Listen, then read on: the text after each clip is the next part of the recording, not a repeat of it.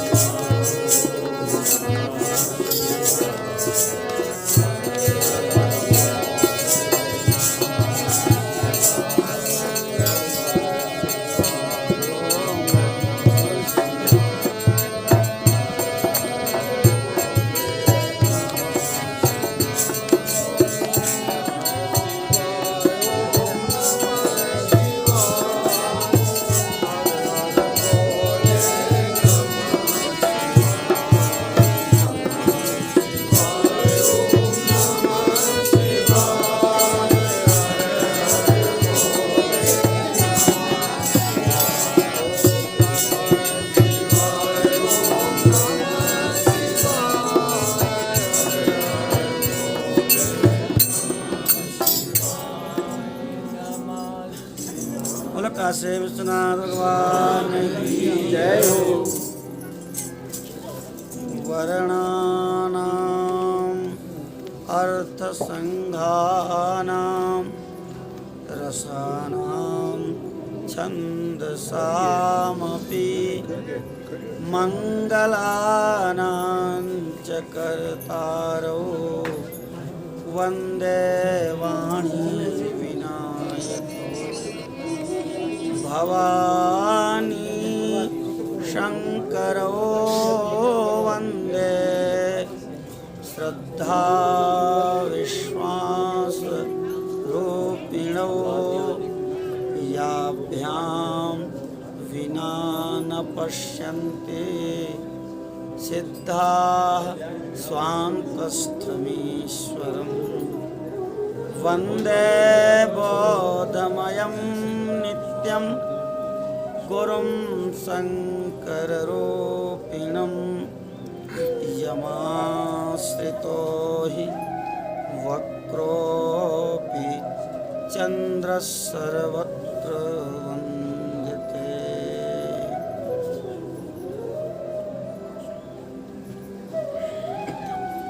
सूत जी महाराज व्यासपीठ पर विराजमान हैं और कहते हैं कि हे ऋषियों,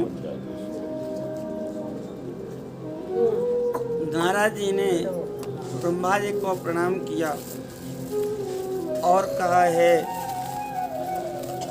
प्रभु, भक्तवत्सल भगवान शिव जी कैलाश पर्वत पर कब गए और महात्मा कुबेर जी के साथ उनकी मित्रता कैसे हुई। परिपूर्ण मंगल विग्रह महादेव जी ने वहाँ कौन कौन सी लीलाएं की, ये हम सुनना चाहते हैं। ब्रह्मा जी ने कहा है वत्स नारद, चंद्रमौली भगवान शंकर के चरित्र का वर्णन कौन कर सकता है। वह कैसे कैलाश पर्वत पर गए और किस प्रकार से उनकी कुबेर जी के साथ मित्रता हुई, यह मैं आपको सुनाता हूँ। काम्पील्य नाम का एक दिव्य नगर है और वहाँ यज्ञदत्त नाम के प्रसिद्ध ब्राह्मण रहते हैं जो बड़े सदाचारी हैं। उनके एक पुत्र है जिसका नाम गुणनिधि है। जो गुणनिधि पुत्र है वो बड़ा दुराचारी है। ऐसा भी होता है, सदाचारी के घर दुराचारी आ जाते हैं। वह जुआरी भी है पिता ने दुखी होकर के अपने पुत्र का त्याग कर दिया। गुणनिधि का नाम तो गुणनिधि है, लेकिन वो समस्त दुर्गुणों की निधि बन गया। जब पिता ने त्याग दिया, घर से निकल गया, तो कई दिनों तक भटकता रहा। एक दिन भूख के मारे कुछ खाने के लिए शंकर जी के मंदिर में गया। रात्रि का समय था, मंदिर में अंधेरा था, कुछ दिखाई नहीं पड़ रहा था। तो उसने अपने कपड़े को जला करके उजेला किया। भगवान शिव ने उसी को दीपदान मान लिया। ये शिव जी की महिमा।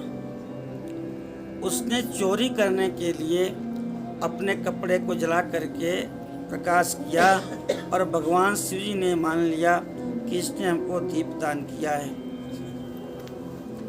बड़ा मंदिर था, काफी लोग थे, पकड़ा गया, उसको प्राणदंड दिया गया। कुकर्मों के कारण यमराज उसको लेने आए, उसको यमपाश में बांधा। ले करके हम लोग जा रहे थे कि मध्य में ही शिव जी के दिव्य पार्षद आए हैं, जो कर्पूर गौरम श्वेत वर्ण के हैं और दिव्य विभूति रमाए हुए रुद्राक्षी माला पहने हैं, मस्तक पर त्रिपुंड धारण किए हुए हैं।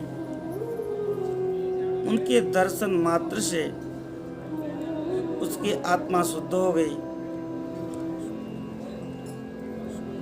यमपाश से छुड़ा लिया उन पार्षदों ने, शिव जी के शिवगणों ने, और वह शिवलोक को चला गया। बहुत दिव्य वर्षों तक भगवान के शिवलोक में रहा और कालांतर में वह कलिंगराज अरिंदम हुआ। अरिंदम जो कलिंगराज हैं उनका पुत्र हुआ है। वहाँ उसका नाम हुआ दम। उसको अपना पूर्व जन्म याद था कि शिव जी को हमने अपने कपड़े जला करके जो दीप दिखाया था, उसी का परिणाम है कि हम समस्त पापों से मुक्त हो गए, शिवलोक का वास मिला और आज मैं राजकुमार हुआ। निरंतर शिव जी की सेवा करता है, शिव जी का भजन करता है। धीरे धीरे वह दम अरिंदम का पुत्र युवा हो गया और पिताजी के परलोक जाने के बाद सिंहासन पर बैठा है। दम पूरी शक्ति के साथ शिव धर्म का प्रचार करता है। जितनी भक्ति दम ने की है उतनी शायद कोई करता हो। उसने पूरे अपने राज्य में नियम लगा दिया कि कोई भी शिवालय ऐसा नहीं होना चाहिए जहाँ पर दीपक न जलता हो। पूरे राज्य में दीपदान करने के अतिरिक्त वह कोई दूसरा धर्म जानता ही नहीं था। निरंतर दीपदान करता था। अपने राज्य में रहने वाले ग्रामाध्यक्षों को, जैसे आजकल नहीं होते, ब्लॉक प्रमुख हैं, फिर ग्राम प्रधान हैं, फिर जनपद के हैं, तो जो जहाँ के मुखिया थे सबको बुला के कहा कि तुम्हारे क्षेत्र में कहीं भी शिव जी का विग्रह हो, शिव जी का मंदिर हो, शिवालय हो, वहाँ दीपदान अनिवार्य रूप से होना चाहिए। आजीवन इसी धर्म का पालन करने के कारण भगवान शिव ने बहुत सी संपत्ति दिया है राजा दम को। धीरे धीरे वह काल के अधीन हो गया। एक वासना, लेकिन वही वासना भगवान के प्रति होती तो वही उपासना बन जाती है। तो कहते शरीर छूटा तो उसको रत्नमय दीपक की प्रभा से युक्त अलकापुरी में वास मिला। अलकापुरी का जो प्रकाश है कहते हैं रत्नों की बनी हुई है और प्रकाश के लिए वहाँ पर दीपक की आवश्यकता नहीं पड़ती, वो रत्नमय पुरी अपने आप प्रकाशित होती रहती है। दीपदान का प्रभाव ये हुआ कि उस अलकापुरी के अधिपति हुए, कुबेर हुए वो राजा दम।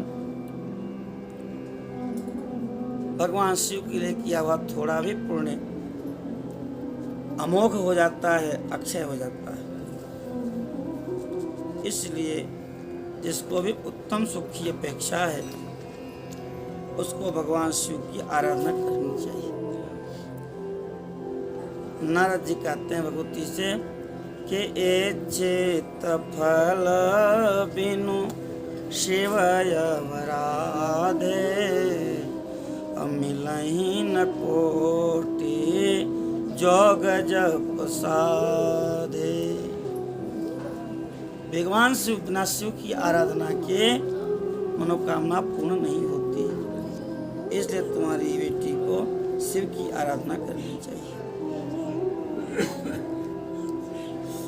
कहते हैं वह जो पुत्र था उनका, गुणनिधि जिसका नाम था, दैयोग से धन चुराने गया और वहाँ स्वार्थवश कपड़े का दीपक बनाया, लेकिन भगवान शिव के मंदिर का अंधेरा दूर हो गया। भगवान ने उसको अपना दीपदान मान लिया। वही कलिंग देश का राजा हुआ और धर्म ने शिव धर्म में उसका अनुराग हो गया और दीपक की उपासना का उदय होने से उसने दिक्पाल का पद प्राप्त कर लिया। हे मुनीश्वर, कहाँ तो उसका वह कुत्सित कर्म शिवालय में चोरी करने जा रहा था और कहाँ शिव ने बदले में उसको दिक्पाल की पदवी प्रदान कर दिया, अलकापुरी का राज्य प्रदान कर दिया। और वह शिव जी की कृपा से अलकापुरी का राज्य भोग रहा है। कहते हैं कि ध्यान से सुनिए किस प्रकार से वो सदा सदा के लिए शिव के मित्र बन गए। अभी तो ये श्री श्वेतवाराह कल्प चल रहा है। इसमें सृष्टि के आरंभ में भगवान श्वेतवाराह के रूप में प्रकट हुए। इसके पहले पाद्म कल्प हुआ है, जब कमल से सृष्टि का आरंभ हुआ। कहते हैं कि मुझ ब्रह्मा के मानस पुत्र, ब्रह्मा जी नारद जी को सुना रहे हैं, मेरे मानस पुत्र पुलस्त्य और पुलस्त्य के पुत्र विश्रवा के यहाँ कुबेर का जन्म हुआ और उनका नाम हुआ वैश्रवण। उन्होंने पहले ही भगवान शिव की खूब तपस्या की थी और उसके प्रभाव से उनको अलकापुरी का राज्य प्राप्त हुआ। एक कल्प व्यतीत हो गया, फिर मेघवाहन कल्प आया है और उस समय उस यज्ञदत्त का पुत्र गुणनिधि, ये इसलिए याद दिलाते हैं कि वह अनेक प्रकार के पाप करता था, जो आज कुबेर बन गया महादेव की कृपा से। इसलिए बार बार उस यज्ञदत्त के पुत्र का चर्चा करते हैं। वह यज्ञदत्त का पुत्र प्रकाश का दान करने वाला था, कुबेर के रूप में तपस्या करने लगा और शिव जी की कृपा से उनका प्रभाव जान करके जो चित्त प्रकाशमयी है, जो नित्य प्रकाशित ही होती रहती है, चित्त माने चेतन स्वरूप, प्रकाश स्वरूप, ऐसी भगवान शिव की जो काशिकापुरी है वहाँ पर कुबेर गया है और उसने अपने चित्त को ही रत्नमय प्रदीपों से 11 रुद्रों को उद्बोधित करके और उनको दीपदान किया है। एक तरह इसको मानसी पूजा कर सकते हैं। मन से ही दिव्य दीपों की कल्पना किया, 11 दीपों की और दिव्य स्वर्णमय दीप। मन से कल्पना करना है तो मणिमय स्वर्णमय कुछ भी कर सकते हैं और उनको शिव जी को अर्पित किया। शिव जी के ध्यान में निश्चल बैठे रहे और उस शिव जी के ध्यान से उनकी तप रूपी अग्नि बहुत बढ़ गई। काम क्रोध आदि से जो अत्यंत शून्य शिव जी हैं, उनका ध्यान करने से वह भी वैसा ही हो गया। प्राण निरोध रूपी वायु शून्य स्थान में निश्चल भाव से प्रकाशित हो गए। मन से ही निर्मित सद्भाव रूपी पुष्पों से इनकी पूजा की गई। दिव्य निर्मल भाव से मनोमय जो पुष्प होते हैं उनकी तुलना की, दिव्य पुष्प अर्पित किए हैं। और ऐसे ध्यान में बैठे बैठे जब कुबेर के केवल हड्डी और हड्डी के ऊपर चर्म मात्र आ गया, मांस सूख गया,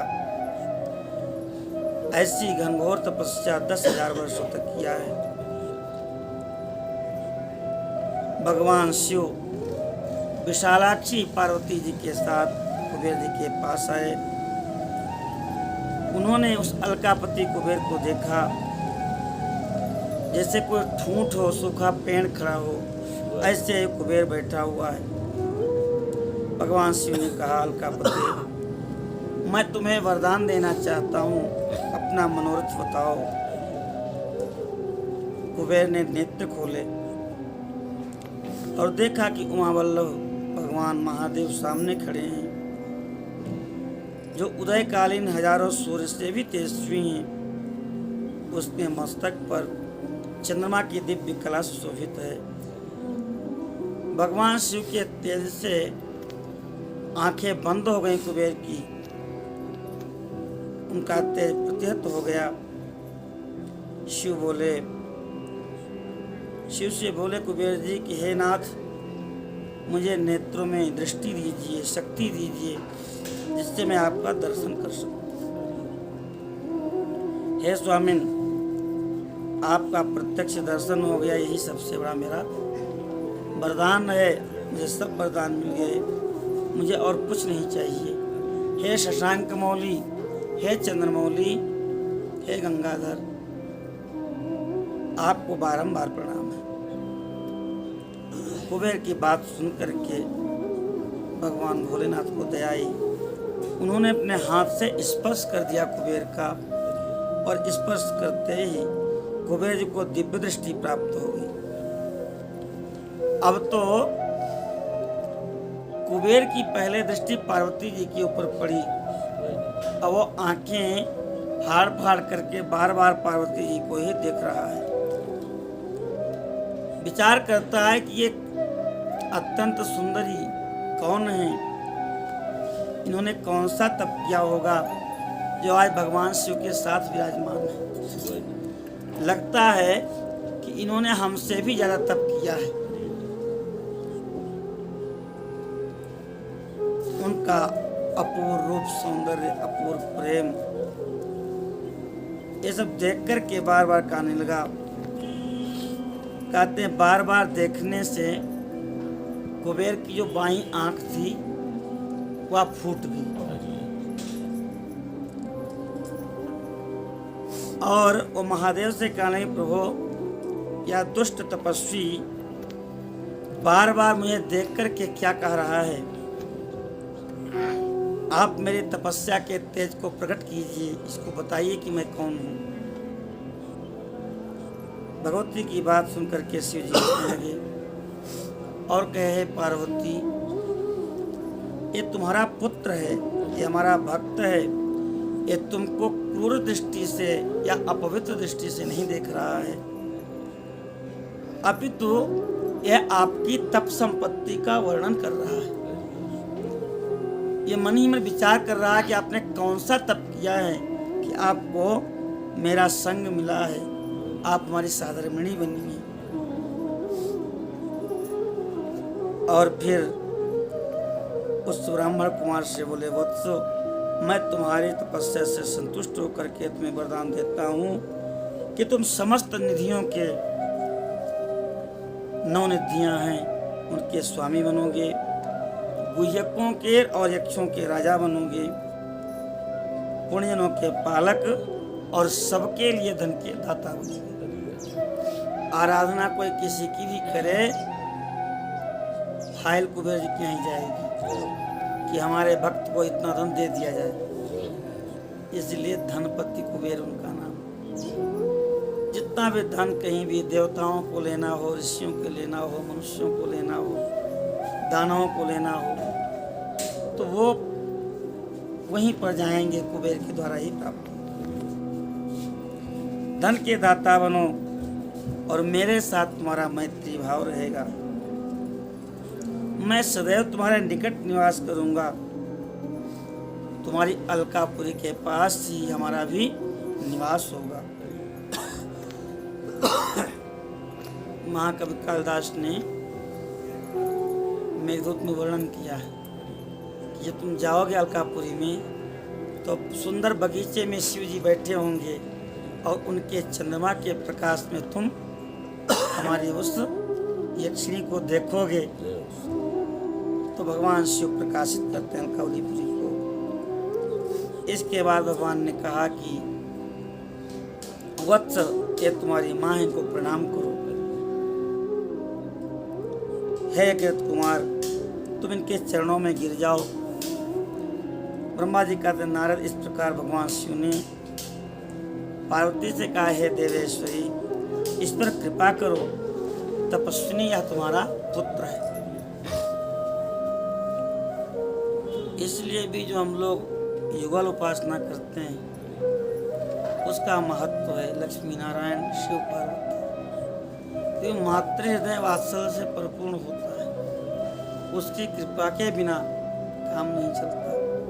भगवती के चरणों में उन्होंने सिर रख दिया। भगवती ने कहा, वत्सो, भगवान शिव में तुम्हारी सदा भक्ति बनी रहे। तुम्हारी बाईं आंख तो फूट गई है, इसलिए तुम्हारा एक नाम पिंगल नेत्र होगा और उसी की तरह तुमको दृष्टि प्राप्त होगी। महादेव ने जो वर दिए हैं, निधियों के स्वामी हो और अलकापुरी के राजा बनो, ये सब वर तुम्हें प्राप्त हों। मेरे रूप के प्रति तुमको ईर्ष्या हो गई थी, इसलिए तुमका नाम हो जाए कुबेर। इस प्रकार कुबेर को वर देकर के भगवान शिव और पार्वती अपने विश्वेश्वर धाम में प्रविष्ट हो गए। इस प्रकार से कुबेर ने भगवान भोलेनाथ की मैत्री प्राप्त किया, अलकापुरी का राज्य प्राप्त किया। बोलो कुबेर भगवान की। शिव महापुराण के अनुसार कुबेर जी के एक ही नेत्र है, पिंगल नेत्र उनका नाम। नारद जी सिखाते ब्रह्मा जी कि तपोबल से, कुबेर के तपोबल से भगवान शिव का जिस प्रकार कैलाश पर आगमन हुआ वह प्रसंग सुनो। कुबेर को वर देने के लिए भगवान शिव जब उन्हें निष्पत्ति होने का वर दे करके अपने उत्तम लोक को चल गए, तो उन्होंने मन ही मन विचार किया भोलेनाथ ने कि ब्रह्मा जी के ललाट से इनका प्रादुर्भाव हुआ है, जो प्रलय का कार्य संभाल रहे हैं, मेरे पूर्ण स्वरूप हैं। उसी रूप में मैं गुह्यकों के मध्य में निवास करूंगा, रुद्र रूप में। मैं कैलाश पर्वत को जाऊंगा और कुबेर का मित्र बनकर के वहां पर रह करके तप करूंगा। शिव जी ने ऐसा चिंतन किया। उसी समय रुद्रदेव ने, शिव का मतलब महाशिव और रुद्र का मतलब उनसे जो प्रादुर्भूत है, डमरू बजाया उन्होंने। डमरू की ध्वनि सुनकर के तीनों लोग उत्साह से युक्त हो गए। मानवा गंभीर नाद सबको शिव जी के पास बुला रहा था। उस ध्वनि को सुनकर के से ब्रह्मा जी, विष्णु जी, समस्त विश्व देवा, रुद्रगण, ऋषिगण, आगम निगम सिद्ध सब वहाँ पर आए हैं। भगवान शिव के समस्त पार्षद वह सब वहाँ आ गए हैं। ब्रह्मा जी भी वहाँ पर पहुँचे हैं। असंख्य महाबली गणपाल पधारे हैं। सुंदर उनका स्वरूप है, विशाल जटाएं हैं। वे मेरे और श्री विष्णु के तथा इंद्र के समान तेजस्वी जान पड़ते थे। आठों सिद्धियों से घिरे थे, करोड़ों सूर्य के समान प्रकाशित हो रहे थे। और उस समय भगवान शिव ने विश्वकर्मा को अपने निवास स्थान बनाने की आज्ञा दिया है। विश्वकर्मा ने आज्ञा पा करके भगवान शिव के लिए दिव्यपुरी का निर्माण किया है,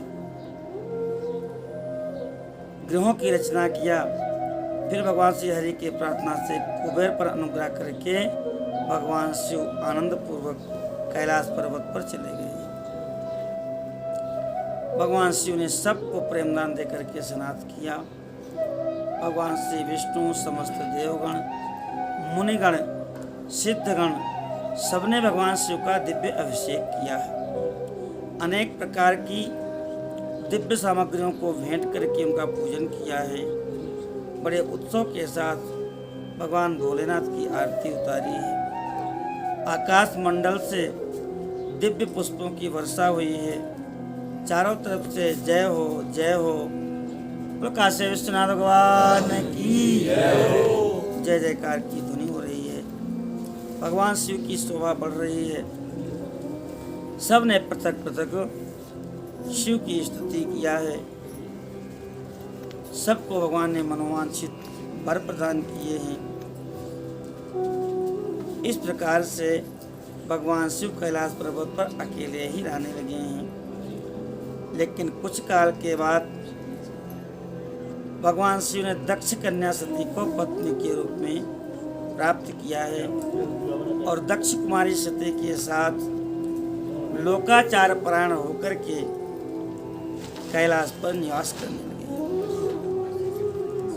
ये विश्वेश्वर संहिता के बाद रुद्र संहिता और रुद्र संहिता में जो सृष्टि खंड है वह पूर्ण हुआ। काशी विश्वनाथ भगवान की जय।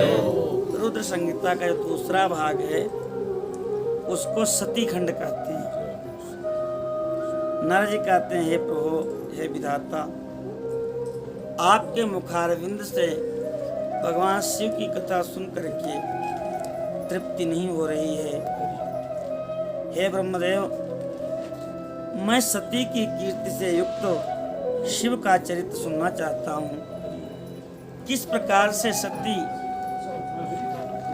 दक्ष की पत्नी के गर्भ से उत्पन्न हुई, महादेव जी का विवाह कैसे संपन्न हुआ और किस कारण से अपने पिता से दुखी होकर के उन्होंने शरीर का त्याग कर दिया और फिर किस प्रकार से वह हिमालय की कन्या बनी, किस प्रकार से पार्वती ने तप किया है और कैसे पुनः उनका विवाह हुआ है।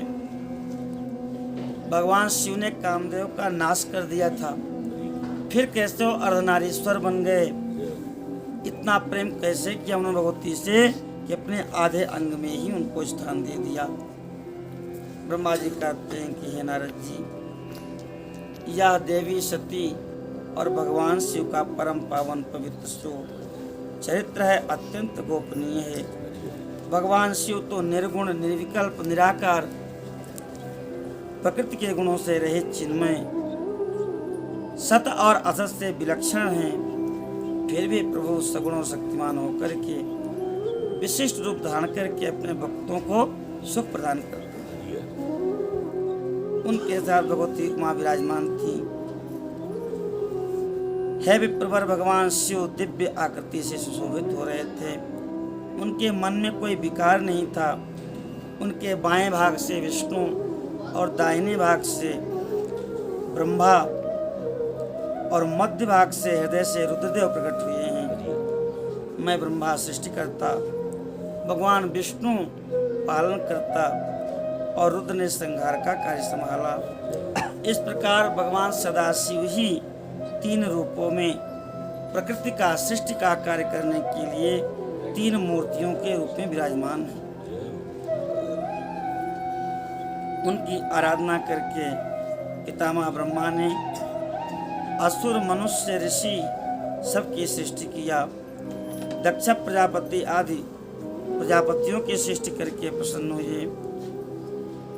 हे मुने, मरीचि, अत्रि, वशिष्ठ, पुलह, अंगिरा, क्रतु, नारद, दक्ष और भृगु, इन प्रभावशाली पुत्रों को ब्रह्मा जी ने उत्पन्न किया और इसके बाद उनके हृदय से एक अत्यंत सुंदरी नारी उत्पन्न हुई जिसका नाम है संध्या।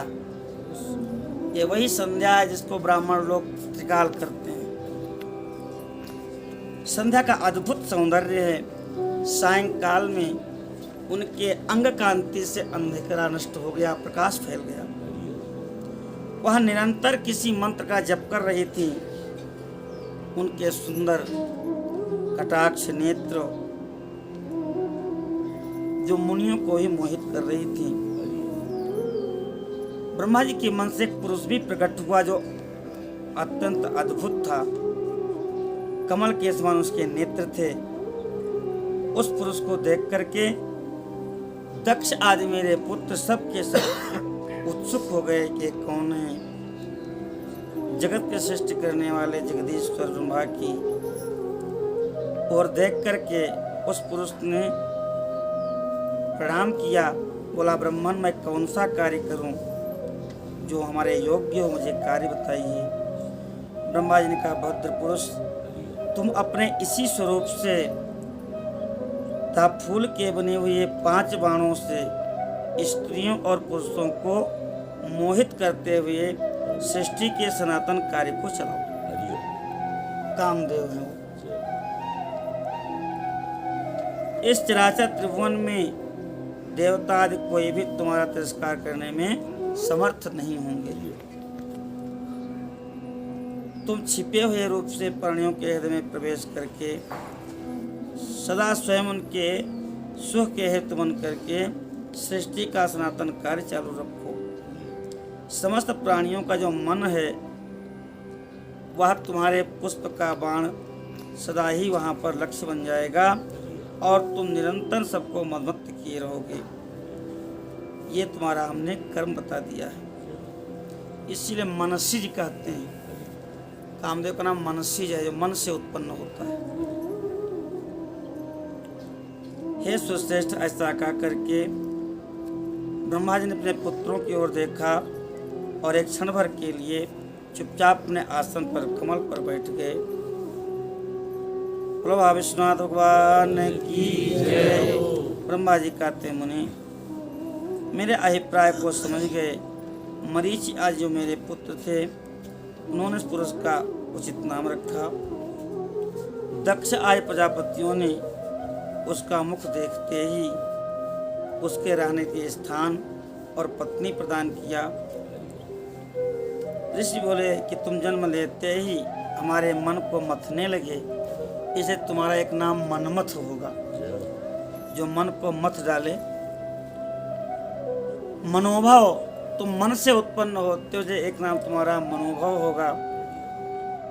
तुम्हारे समान कोई दूसरा सुंदर नहीं है। तुमको देखते ही काम जागृत होता है, एक नाम तुम्हारा काम भी होगा। लोगों को तुम मनमत्त बना दोगे, इसलिए तुम्हारा एक नाम मदन भी होगा। तुम बड़े दर्प से उत्पन्न हुए हो, इसलिए एक तुम्हारा नाम दर्पक होगा। और सदर्प होने के कारण जगत में तुम्हारा एक नाम कंदर्प भी होगा।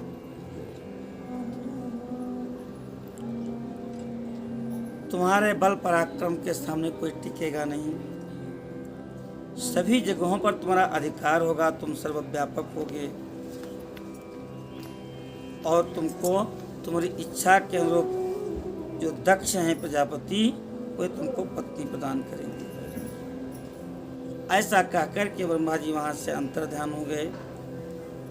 दक्ष ने कामदेव से कहा कि मेरी यह कन्या सुंदर रूप और उत्तम गुणों से युक्त है, इसे तुम अपनी पत्नी बनाने के लिए ग्रहण करो, ये तुम्हारे योग्य है। ऐसा कहकर के दक्ष ने अपने शरीर के पसीने से उत्पन्न जो पुत्री थी जिसका नाम रति था वह कामदेव को प्रदान किया है। रति का अपार सौंदर्य है। कामदेव रति का विवाह संपन्न हो गया। तो कामदेव रति भगवान की धर्मा विरुद्धो भूतेषु कामोस्मि भरतर्षभ। धर्म के अनुकूल काम भगवान का ही रूप है, उसकी निंदा नहीं की जा सकती। जब काम और रति का विवाह हुआ है तो काम रति महोत्सव मनाया गया है, बड़ा उत्सव हुआ है। दक्ष कहते हैं कि मेरी पुत्री इस विवाह से बड़ी सुखी है, कामदेव को भी सुख मिला है। दक्ष कन्या रति कामदेव को पाकर के बड़ी सुखी हुई हैं, बड़ी प्रसन्न हुई। कहते हैं ऐसे ही रतिपति कामदेव सुशोभित हुए रति के साथ में, जैसे किसी योगी के हृदय में साक्षात शिव जी बैठे। जैसे श्री हरि को पाकर के चंद्राना समुद्र पुत्री लक्ष्मी सुशोभित हुई, ऐसे ही रति सुशोभित हुई।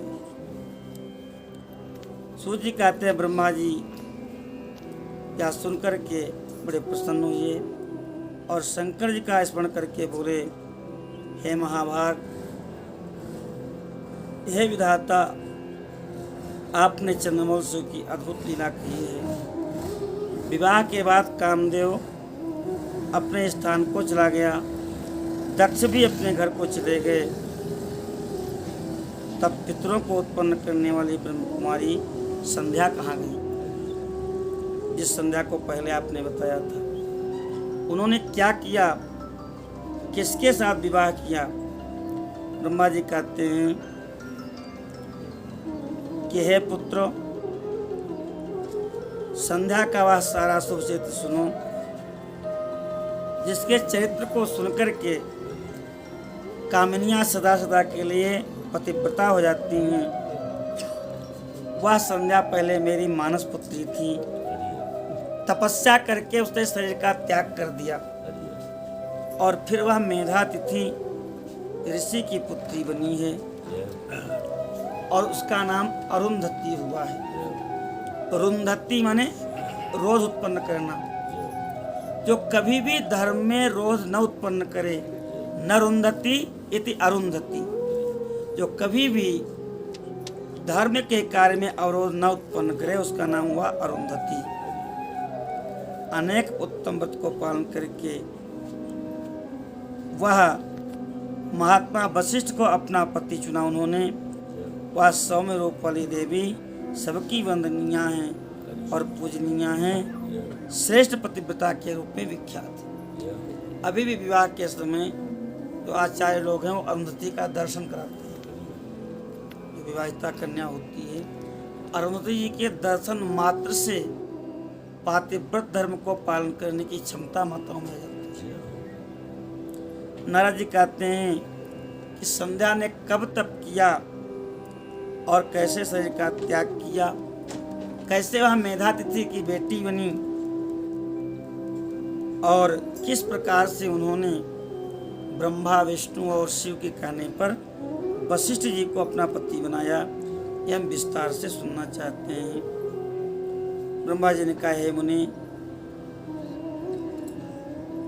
एक बार संध्या के मन में सकाम भाव आ गया। उस सती ने निश्चय किया कि वैदिक मार्ग के अनुसार मैं अपने शरीर को अग्नि में जला दूंगी। क्यों? क्योंकि शरीर में काम भाव क्यों उत्पन्न हो गया हमारे शरीर में, और यही मैं प्रार्थना करूंगी भगवान से कि इस अवस्था में किसी के अंदर भी काम भाव उत्पन्न न हो। इसलिए मैं कठोर तप करके मर्यादा स्थापित करूंगी कि तरुणावस्था से पहले किसी के ऊपर भी काम भाव न जागृत हो। ऐसा निश्चय किया संध्या ने, और इसके बाद मैं इस जीवन का त्याग कर दूंगा। माने जिस शरीर से काम भाव उत्पन्न हो गया, जिस शरीर में काम भाव उत्पन्न हो गया, अब मैं इस शरीर को नहीं रखूंगी, तपस्या करके इसको भस्म कर दूंगी और भगवान से वरदान मांगूंगी कि आज के बाद किसी के अंदर भी तरुणावस्था से पहले काम भाव उत्पन्न न हो। मन ही मन ऐसा विचार करके वह संध्या चंद्रभागा नाम की नदी के चंद्रभाग पर्वत के ऊपर चंद्रभागा नदी के किनारे गई हैं। दृढ़ निश्चय करके मैं तप करूंगी, लेकिन उनको पता नहीं कि तप कहते किसको। तप करने पहुंच गए, लेकिन तप की विधि नहीं मालूम। ब्रह्मा जी ने कहा, पुत्र वशिष्ठ, तुम ब्रह्मचारी हो, जप तप नियम संयम सब जानते हो। मेरी आज्ञा है कि तुम जाकर के संध्या को ये बताओ कि तप किसे कहते हैं, तप कैसा करना चाहिए, तप की दीक्षा दो। बेटा वशिष्ठ, मनुष्य संध्या तपस्या के लिए बैठी हुई है, तुम जाओ और उसको विधि पूर्वक तप की दीक्षा दो। हे नारद जी, जब मैंने वशिष्ठ को इस तरह आज्ञा दी, तो जो आज्ञा का करके तेजस्वी ब्रह्मचारी के रूप में संध्या के पास गए हैं। अद्भुत शोभा है उस सरोवर और पर्वत की। संध्या को देखा है वशिष्ठ जी ने और कहा है देवी तुम इस निर्जन पर्वत पर क्यों बैठी हो, किसकी पुत्री हो और बहुत गोपनीय न हो तो मुझे बताने की कृपा करो, मैं जानना चाहता हूँ। महात्मा वशिष्ठ की बातें सुनकर के संध्या ने उनकी ओर देखा, जैसे प्रज्वलित अग्नि ही सामने खड़े हों, ऐसे तेजोमय वशिष्ठ जी ब्रह्मचारी के रूप में खड़े हैं। मानो ब्रह्मचर्य साक्षात मूर्तिमान होकर के आ गया हो, ऐसा दिव्य स्वरूप वशिष्ठ जी का है। उनको देखा कि उनके मस्तक पर जटाएं हैं, अद्भुत शोभा है। ब्रह्मचर्य की शोभा को क्या कहना।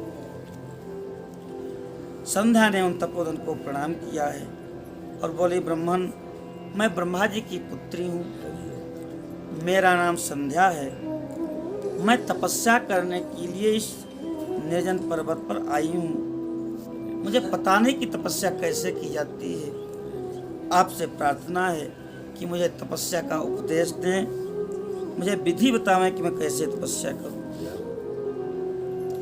क्योंकि उसको नियम को जाने बिना मैं तपोवन में आ गई हूँ, चिंता से सूखी जा रही हूँ, मेरा हृदय कांप रहा है। संध्या की बात सुनकर के वशिष्ठ जी जो त्रिकालज्ञ हैं वो सब जान गए। संध्या मन ही मन तपस्या का निश्चय कर चुकी थी। भगवान शिव का स्मरण करके वशिष्ठ जी ने कहा देवी जो सबसे महान और उत्कृष्ट तेज है, जो सबसे महान तप है वह है भगवान शिव की आराधना। तुम उस परम तेज को धारण करो जो अकेले ही धर्म अर्थ काम मोक्ष सबके आदि कारण हैं, जो त्रिलोकी के आदि सृष्टा हैं, अद्वितीय हैं। ऐसे शिव का भजन करो, तुम्हें सब कुछ मिल जाएगा। ओम नमः शंकराय ओम। इस तरह से सप्त अक्षर का मंत्र दीक्षा दिया और कहा इसका निरंतर जप करते हुए तुम मौन रहो। परमात्मा भाव में स्थित होना ही मौन का लक्षण है। आप जिह्वा से चुप हो जाएं और मन से संसार का चिंतन करें तो ये मौन बिल्कुल नहीं है। अंदर से भी बिल्कुल मौन हो, कोई भी तरंग संसार की तरफ न उठे, केवल भगवान की तरफ ही तरंग उठे और जप होता रहे, ऐसा भाव।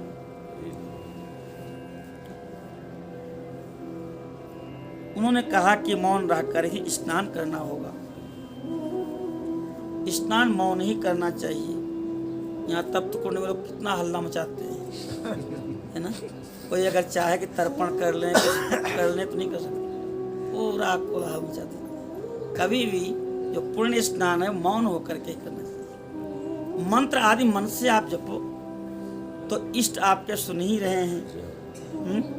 चींटे के पग नूपुर बांधे तो भी साहब सुनता है, और हल्ला मचाने से और लोगों को विक्षेप होता है। तो मौन होकर के स्नान करो और मौनालंबन पूर्वक ही महादेव जी की पूजा करनी होगी। तपस्या के समय कोई सामग्री तो है नहीं, मन से ही सारी सामग्री बना करके और भगवान शिव के चरणों में समर्पित करना है।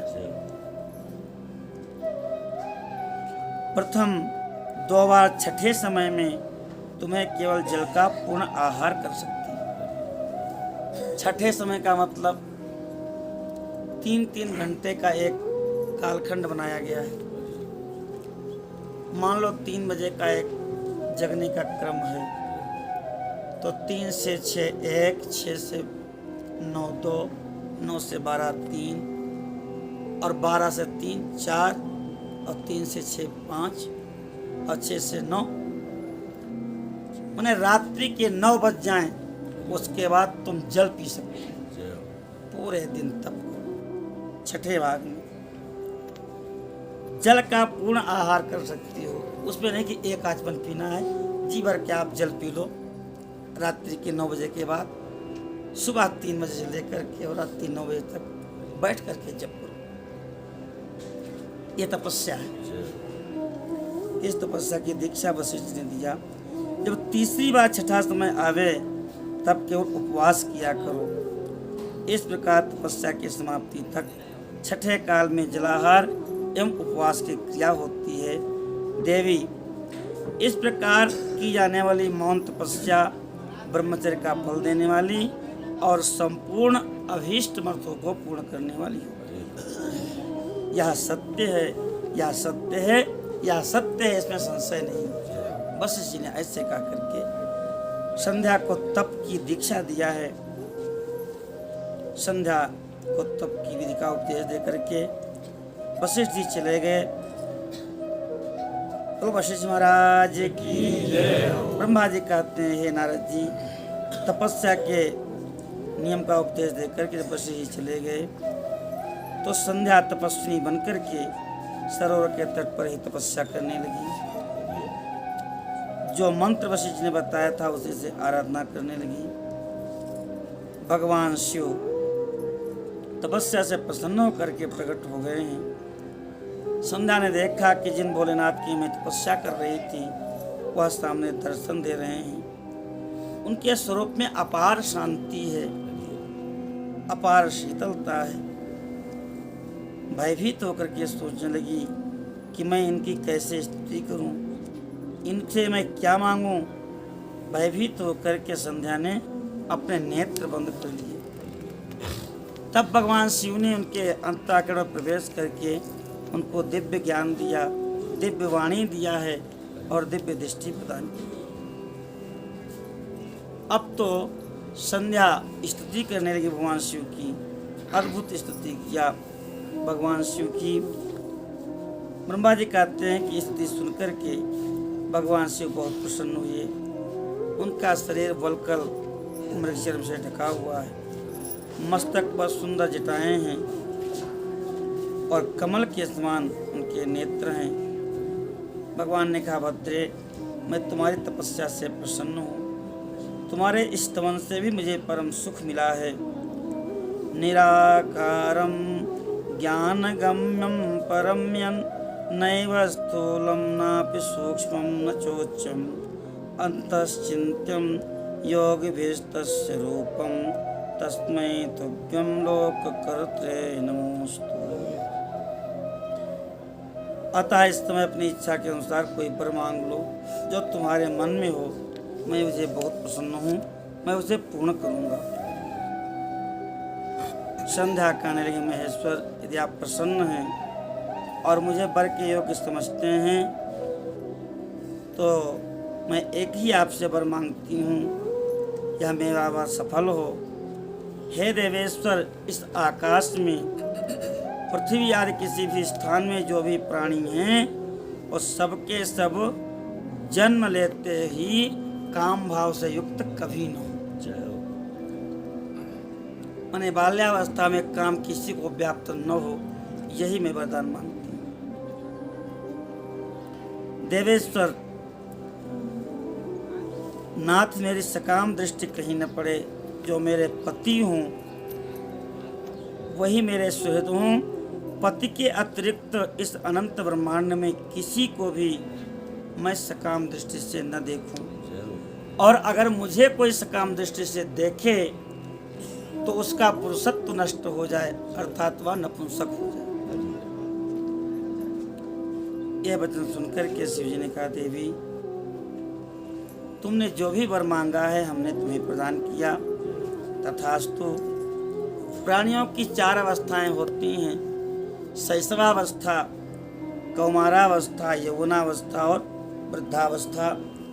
तीसरी अवस्था प्राप्त होने पर ही जीव काम भाव से युक्त होंगे और कहीं कहीं कुमारावस्था और युवावस्था के संध्या काल में भी सकाम होंगे। यह मर्यादा हमने स्थापित कर दी है। जन्म लेते ही कोई भी काम भावासक्त नहीं होगा।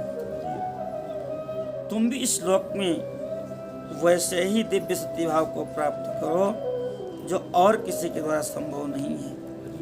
पाणी ग्रहण करने वाले पति के अलावा कोई भी अगर सकाम दृष्टि से तुमको देखेगा तो वह नपुंसक हो जाएगा। तुम्हारे पति, महान तपस्वी, दिव्य संत, महाभाग महर्षि होंगे जो तुम्हारे साथ कल्पों तक जीवित रहेंगे। इस प्रकार से भगवान शिव ने वर दिया है। कहते तुमने पहले ही प्रतिज्ञा कर ली है कि मैं इस शरीर को नष्ट कर दूंगी, क्योंकि इस शरीर में सकाम भाव उत्पन्न हुआ था। तो मैं तुमको बताता हूँ कि मेधातिथि ऋषि का यज्ञ चल रहा है, वह 12 वर्ष तक चलेगा। तुम उसी यज्ञ में जाकर के अपने शरीर को विसर्जन कर दो, उसी में अपने को भस्म कर दो। वहाँ पर जाओ, मेरा आशीर्वाद है कि तुमको कोई देख नहीं पाएगा कि जो तुमको रोक ले कि नहीं जलो मत। मेरी कृपा से मुनि की अग्नि से प्रकट हुई पुत्री होगी। तुम्हारे मन में जिस किसी स्वामी को प्राप्त करने की इच्छा होगी, उसका चिंतन करते हुए तुम अग्नि में अपने को होम करो।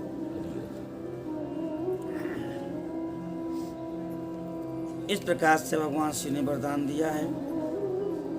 कहते हैं कि चतुर्युगी का सतयुग बीत जाने पर त्रेता के प्रथम भाग में दक्ष के बहुत सी कन्याएं हुई और उन्होंने अपनी कन्याओं का यथायोग्य वरों के साथ विवाह कर दिया। 27 कन्याओं का विवाह चंद्रमा के साथ किया है, लेकिन चंद्रमा ने एक ही पत्नी रोहिणी के साथ विशेष प्रेम किया। क्रोधित होकर दक्ष ने श्राप दे दिया और उनको क्षय रोग हो गया। तब सबके सब मिलकर के ब्रह्मा जी के पास आए हैं। ब्रह्मा जी ने तब देखा ही नहीं। ब्रह्मा जी ने आकाश की ओर देख करके चंद्रमा को पुनः अपने सुख प्राप्त करें, ऐसा उद्देश्य रख करके एक नदी की सृष्टि की है जो चंद्रभागा के नाम से प्रसिद्ध हुई, और वहीं पर मेधातिथि उपस्थित हुए हैं। तपस्या के विषय में मेधातिथि इससे बढ़ के कोई भी नहीं है। महर्षि ने विधि विधान के साथ ज्योतिष्टोम नाम का यज्ञ आरंभ किया है। वहीं पर अग्नि प्रज्वलित हो रही है और उसी अग्नि में तुम अपने शरीर को आहुति दे दो। ब्रह्मा जी कहते हैं कि भगवान शंकर की कृपा से उस संध्या को किसी ने नहीं देखा और वह उसी स्वरूप का चिंतन कर रही थी, ब्रह्मचारी स्वरूप का, वशिष्ठ जी का, जिन्होंने दीक्षा का उपदेश दिया था, और उन्हीं का चिंतन करते हुए अग्नि के पास आई है और वह ब्रह्मा की पुत्री संध्या अग्नि में प्रविष्ट हो गई। उसका वह शरीर अग्नि में जल के दग्ध हो गया। दिव्य सुगंधी फैल गई है। उसने उस स्वर्णमय शरीर को जला करके शुद्ध किया और सूर्य मंडल में पहुंच गई। तब सूर्य ने पितरों और देवताओं की तृप्ति के लिए उसे 2 भागों में विभाग करके रथ में स्थापित कर दिया। हे मुनीश्वर नारद, उसके जो 2 भाग हुए, तो एक का नाम हुआ प्रातः संध्या और दूसरे का नाम हुआ सायं संध्या, जो दिन और रात के मध्य में होने वाली अंतिम संध्या है। सूर्योदय के पहले जब अरुणोदय होता है, वह प्रातः काल संध्या प्रकट होती हैं, जो देवताओं को प्रसन्न करने वाली है, और जो सायंकाल की संध्या होती है वह पितरों को प्रसन्न करने वाली है। प्रायः लोग प्रातः काल संध्या करके ही अपने कर्तव्य की इतिश्री मान लेते हैं, इसलिए पितर प्रसन्न नहीं हो पाते। दोनों टाइम की संध्या अनिवार्य रूप से करनी चाहिए। कहते हैं कि मन सहित प्राणों को दिव्य शरीर देहधारी बना दिया। जब मुनि की यज्ञ की समाप्ति का अवसर आया है, तो वही संध्या तपाए हुए सोने के भांति छोटी कन्या बनकर के मेधातिथि ऋषि को प्राप्त हो गई। उन्होंने नहला ला करके उस कन्या को अपनी गोद में बिठा लिया। मेधातिथि ऋषि को बड़ा आनंद प्राप्त हुआ और उन्होंने उस कन्या का नाम अरुंधति रखा, जो किसी भी कारण से कभी भी त्रिकाल में मनसा वाचा कर्मणा धर्म का अवरोध नहीं करती, धर्म को रुंधती नहीं है, इसलिए उनका नाम अरुंधति है। जब समस्त यज्ञ संपन्न हो गया, अपने शिष्यों के साथ उस कन्या को लेकर के मेधातिथि आश्रम में आए हैं। धीरे धीरे वह कन्या विवाह के योग्य हो गई। तब विष्णु महेश्वर ब्रह्मा तीनों ने मिलकर के वशिष्ठ के साथ उनका विवाह कर दिया। अरुंधति वशिष्ठ भगवान की मेधातिथि ऋषि की पुत्री ब्रह्मा के पुत्र वशिष्ठ, दोनों का विवाह संपन्न हुआ। अरुंधति पतिव्रताओं में सर्वश्रेष्ठ है। जैसे भगवती पराम्बा शिव का कभी त्याग नहीं करती हैं, ऐसे ही माता अरुंधति भी कभी वशिष्ठ का त्याग नहीं करती। सप्तर्षियों की जब पूजा होती है तो और ऋषियों की पत्नियों की पूजा तो नहीं होती, लेकिन अरुंधति की साथ में ही पूजा होती है। वह कभी भी महर्षि वशिष्ठ का त्याग नहीं करती। इस प्रकार से इनका दिव्य स्वरूप वर्णन किया गया। नारद जी प्रसन्न हो गए और कहे, हे पिताजी, आपने अरुंधति की उनके पूर्वजन्म की जो संध्या नाम था उनकी दिव्य कथा सुनाई, जो शिव भक्ति को बढ़ाने वाली है। भगवान के शिव के पावन चरित्र का वर्णन कीजिए जो मंगलदायक हो। कामदेव रति विवाह करके चले गए, दक्ष आदि मुनि भी चले गए, संध्या तपस्या करने चले गई, उसके बाद क्या हुआ? ब्रह्मा जी कहते हैं, नारद तुम धन्य हो, शिव के परम भक्त हो, जो शिव जी का चरित्र सुनना चाहते हो। ब्रह्मा जी कहते, एक बार जब मैं मोह में पड़ गया और भगवान शिव ने मेरा उपहास किया तो मुझे बड़ा क्षोभ हुआ। हमें भगवान शिव के प्रति ईर्ष्या हो गई और मैं वहां पर गया जहां दक्ष उपस्थित थे। वहीं पर रति और कामदेव भी आ गए। उस समय हमने अपने पुत्रों से कहा है, क्योंकि मैं उस समय शिव की माया से मोहित था। हमने कहा, पुत्रों, तुम सबको मिलकर के ऐसा प्रयत्न करना चाहिए कि शिव जी काम से मोहित हो जाए। ऐसी कमनीय कांति वाली स्त्री के साथ उनका विवाह हो जाए। सब ने मिलकर के मंत्रणा किया और हमने यह कार्य कामदेव को सौंपा। कामदेव ने कहा कि सुंदर स्त्री ही हमारा सबसे बड़ा अस्त्र है। क्रोध के परुष वचन बल, काम के केवल नारी। कामदेव का एक ही सबसे बड़ा अस्त्र है स्त्री। शिव जी को मोहित करने के लिए किसी नारी की सृष्टि कीजिए। जब कामदेव ने ऐसा कहा तो मैं चिंता में पड़ गया और बड़ी लंबी लंबी श्वास लेने लगा। श्वास लेने से बसंत और मलयानिल का प्रादुर्भाव हुआ। बसंत ऋतु जिसमें सुंदर सुगंधित पुष्प खिलते हैं, हरे भरे बगीचा बनते हैं, और मलय अनिल माने चंदन की सुगंधि के सहित वायु का प्रादुर्भाव हुआ। दोनों कामदेव के सहायक हुए। कामदेव ने वामदेव को, वामदेव शिव जी का नाम है, बार बार मोहित करने की चेष्टा किया, लेकिन सफल नहीं हुआ। अत्यंत दुखी हुआ। मेरे मुख से फिर श्वास निकले, उससे मार्गण उत्पन्न हुई। मार्गण माने बाण। फिर हमने शिव जी के पास भेजा, लेकिन शिव जी फिर भी मोहित नहीं हुए। काम आया और मुझे प्रणाम करके फिर चला गया। उसके बाद हमने विचार किया कि जो निर्विकार शिव जी हैं, योग परायण भगवान शिव हैं, वह किसी स्त्री को अपनी सहधर्मिणी कैसे बनाएंगी। यही सोचते सोचते हमने भगवान हरि का स्मरण किया, जो साक्षात शिव स्वरूप हैं। मेरे शरीर के जन्मदाता हैं। हमने उनकी दिव्य स्तुति किया।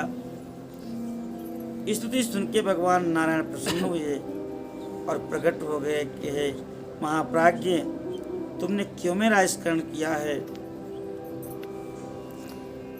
कोई महान दुख आ गया क्या? मैं तुम्हारा सारा दुख मिटा दूंगा। ब्रह्मा जी ने केशव, भगवान शिव किसी प्रकार से विवाह कर लें, पाणी ग्रहण कर लें तो मैं सुखी हो जाऊं, मेरे मन का सारा दुख दूर हो जाए। ऐसा सुन करके भगवान मुस्कुराने लगे और कहे, विधाता, मैं तुम्हारे भ्रम का निवारण करने वाला हूँ। शिव ही सबके कर्ता धर्ता और संघर्ता हैं, वही परात्पर परब्रह्म हैं। ब्रह्मा ने तुम्हारे मन में विचार है कि शंकर जी पत्नी का पाणी ग्रहण करें तो तुम शिवा को प्रसन्न करो, पराम्बा को प्रसन्न करो, और कोई उनका पाणी ग्रहण और किसी का पाणी ग्रहण स्वीकार नहीं कर सकते, और ना ही कोई दूसरा उनकी पत्नी बन सकती है। इसलिए शिवा को प्रसन्न करने के लिए तुम शिव जी का ही स्मरण करते हुए तपस्या करो। हे देवेश्वरी, यदि वो प्रसन्न हो जाएं तो तुम्हारा सारा कार्य सिद्ध कर देंगे। वह पराम्बा सगुण आकार लेकर के, अवतार लेकर के किसी की पुत्री हो जाएं, मानव शरीर धारण कर लें तो निश्चय ही महादेव की पत्नी हो सकती है। भगवान ने कहा, ब्रह्मा जी, तुम अपने पुत्र दक्ष को आज्ञा दो कि वो शिवा की तपस्या करे। शिवा शिव दोनों भक्त के अधीन हैं। वह निर्गुण निराकार होते हुए भी भक्त पर कृपा करने के लिए सगुण हो जाएंगे, अवतार ग्रहण कर लेंगे। भगवान शिव की इच्छा से प्रकट हुए हम दोनों ने जब प्रार्थना किया तो भगवान शिव ने जो कहा था उसे सुनो। ब्रह्मांड अपनी शक्ति से सुंदर लीला करने वाले शिव ने स्वेच्छा से सगुण होकर मुझको और तुमको प्रकट करने के पश्चात तुमको सृष्टि करने का आदेश दिया और मुझे सृष्टि पालन करने का आदेश दिया। फिर उन लीला विशाल शिव ने हंसकर आकाश की ओर देखते हुए कहा, विष्णु, मेरा उत्कृष्ट रूप इन विधाता के अंग से इस लोक में प्रकट होगा, जिसका नाम होगा रुद्र। रुद्र का रूप ऐसा ही होगा जैसा मेरा है। इस प्रकार से भगवान शिव ने कहा, रुद्र मेरा पूर्ण रूप होगा और देवी उमा के भी 3 रूप होंगे। एक रूप का नाम लक्ष्मी, जो हरि की पत्नी होंगी, और दूसरे रूप का नाम सरस्वती, जो ब्रह्मा की पत्नी होंगी, और तीसरा रूप सती होगा, जो उमा का पूर्ण रूप होंगी, वही भावे रुद्र की पत्नी होगी। ऐसा कहकर के भगवान अंतर्ध्यान हो गए। नारद ने कहा, पूज्य पिताजी, दक्ष ने तपस्या करके देवी से कौन सा वर प्राप्त किया और किस प्रकार से वह उनकी पुत्री बनी, यह मैं जानना चाहता हूँ। ब्रह्मा जी कहने लगे कि बुद्धिमान महाप्रजापति दक्ष ने क्षीर सागर के उत्तर तट पर पराम्बा की आराधना किया और पुत्री के रूप में उनको प्राप्त करना चाहा। कठोर व्रत करते हुए 3000 दिव्य वर्षों तक कभी जल पी करके रहते हैं, कभी हवा पी करके रहते हैं, कभी न जल पीते हैं न श्वास लेते हैं, कभी भोजन के नाम पर केवल सूखी पत्ती चबा लेते हैं। हे नारद जी, यम नियम से युक्त होकर के जगदम्बा की पूजा में लगे हुए दक्ष को पराम्बा शिवा ने प्रत्यक्ष दर्शन दिया। दक्ष कृतकृत्य हो गए। उन्होंने देखा कि कालिका देवी सिंह के दिव्य आसन पर सिंह पर आरूढ़ हैं। दिव्य उनके अंग की कांति है, सुंदर 4 भुजाएं हैं और नेत्र उनके रत्नारे हैं, अरुण नेत्र हैं, लाल हैं। प्रणाम करके स्तुति किया दक्ष ने। ब्रह्मा जी कहते हैं, स्तुति करने पर भगवती प्रसन्न हुई और उन्होंने कहा, दक्ष मैं तुम्हारी भक्ति और तपस्या से प्रसन्न हूँ, वरदान मांग लो। मैं जब प्रसन्न होती हूँ तो कुछ भी अदेय नहीं है मेरे लिए। दक्ष ने कहा, हे माया महामाया, मेरी इच्छा है कि तुम मेरी पुत्री के रूप में प्रकट हो जाओ। शिव पूर्ण अवतार हैं, लेकिन आपका कोई अवतार नहीं हुआ है, तो उनकी पत्नी कौन बनेगा? इसलिए आप भूतल पर अवतीर्ण होकर के महेश्वर की पत्नी बनिए, उनको अपने सौंदर्य से आकर्षित कीजिए, पीड़ित कीजिए। इस प्रकार से वरदान मांगा। भगवती मुस्कुराने लगी। शिव जी का स्मरण करके उन्होंने कहा कि मैं तुम्हारी भक्ति से प्रसन्न होकर के, यद्यपि मैं महेश्वरी हूँ, अजन्मा हूँ, लेकिन तुम्हारी भक्ति के अधीन होकर के मैं तुम्हारी पत्नी के गर्भ से तुम्हारी पुत्री के रूप में जन्म लूंगी। भगवती ने ऐसा वरदान दिया है। हे अनघ, मैं कठोर तपस्या करके महादेव जी की पत्नी हो जाऊंगी। ऐसा कह करके भगवती अंतर्ध्यान हो गई है। कहते हैं कि एक मेरी प्रतिज्ञा है, जब कभी भी तुम शिव का अपमान करोगे तो मैं उस देह को त्याग करके सदा सर्वदा के लिए अलग हो जाऊंगा। ऐसा वचन भगवती ने दिया है। लोका से विश्वनाथ भगवान की जय। ब्रह्मा जी कहते प्रजापति दक्ष अपने आश्रम पे आकर के बड़े प्रेम से रहने लगे। दक्ष बोले, ब्राह्मण प्रजा बढ़ नहीं रही है। मैं जितने जीवों की सृष्टि की थी वे सब उतने के उतने ही रह रहे हैं। ब्रह्मा जी कहते, मैंने कहा, हे पुत्र दक्ष, सुश्रेष्ठ भगवान शिव तुम्हारा कल्याण करेंगे। तुम पंचजन की पुत्री अशिकनी के साथ विवाह करो और मैथुन धर्म का आश्रय लेकर के प्रजा सर्ग को बढ़ाओ। अन्य उपाय से सृष्टि की वृद्धि संभव नहीं है। ये प्राचेतस दक्ष हैं। वस्तुतः दक्ष ने आज्ञा मानी ब्रह्मा जी की और प्रजापति वीरण, इनका पंचजन भी नाम है, उनकी पुत्री से विवाह किया है। और एक बार हर्यस्व नाम के पुत्रों को उत्पन्न किया। हर्यस्व एक का नाम नहीं है, 10,000 पुत्र एक साथ हुए हैं। उन 10,000 पुत्रों का सामूहिक नाम हर्यस्व है। सबने पिता को प्रणाम किया। दक्ष ने कहा कि तुम सब सृष्टि करो। सब के सब पश्चिम दिशा की ओर गए हैं। समुद्र के किनारे नारायण सरोवर में स्नान किया है। नारायण तीर्थ में स्नान करने से उनका अंतःकरण निर्मल हो गया और उसी समय देवर्षि नारद जी आए हैं। उन्होंने दिव्य भगवान के मंत्र का उपदेश किया। वह तपस्या करने लगे, लौट के आए ही नहीं। दक्ष ने फिर से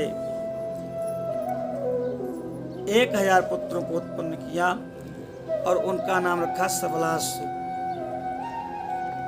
वह भी पिता को प्रणाम करके पश्चिमी समुद्र के तट पर गए हैं। नारायण सरोवर में स्नान किया तीर्थ में, और फिर नारद जी आए हैं। उन्होंने फिर उनको उपदेश दे दिया और वह भी तपस्या में लगे, लौट करके नहीं आए। इधर दक्ष प्रजापति को बड़े बड़े अपस्गुन हो रहे हैं। उनको भय हुआ कि हो न हो हमारे पुत्रों को फिर इस नारद ने भड़का दिया हो। और उसी समय नारद जी प्रकट हुए दक्ष जी के सामने। अब तो क्रोधित होकर के दक्ष कहने लगे, अरे नारद, तुम बड़े दुष्ट हो। तुम केवल स्वभाव से साधु बने हुए हो।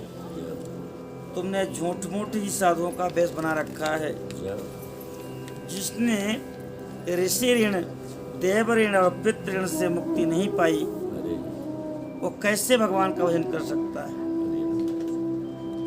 जब हम ब्रह्मचर्य का पालन करके वेद शास्त्रों का अध्ययन करते हैं, तो संत भगवान की जय, तो हम ऋषि ऋण से मुक्त हो जाते हैं।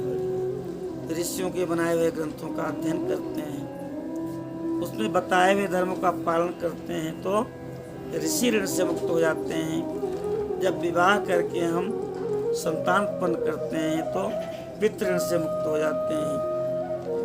और जब हम देवताओं की आराधना, सत्संग, पूजन करते हैं, तो देव ऋण से मुक्त होते हैं।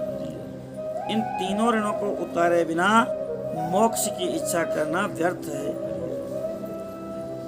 जो इनको उतारे बिना सन्यासी हो जाता है, उसकी अधोगति होती है। तुम बड़े निर्दयी हो, तुमको हम लोग पर दया नहीं आई, हमारे 11,000 पुत्रों को तुमने साधु बना दिया। ऐसे अनेक प्रकार के शब्द कहे हैं। कहते तुम भगवान विष्णु के पार्षद व्यर्थ ही बन गए। तुमको जब यही सब करना था, दूसरे को कष्ट ही देना था, तो भगवान के पार्षद नहीं बनना चाहिए था। मैं श्राप देता हूँ, आज के बाद तुम कहीं टिक नहीं पाओगे, चलते रहोगे, तुम्हारे पैर स्थिर नहीं रहेंगे। इस प्रकार से श्राप दे दिया। और फिर कहने लगे कि अब मैं पुत्र उत्पन्न ही नहीं करूंगा, कन्याएं उत्पन्न करूंगा जो घर में ही रहेंगी।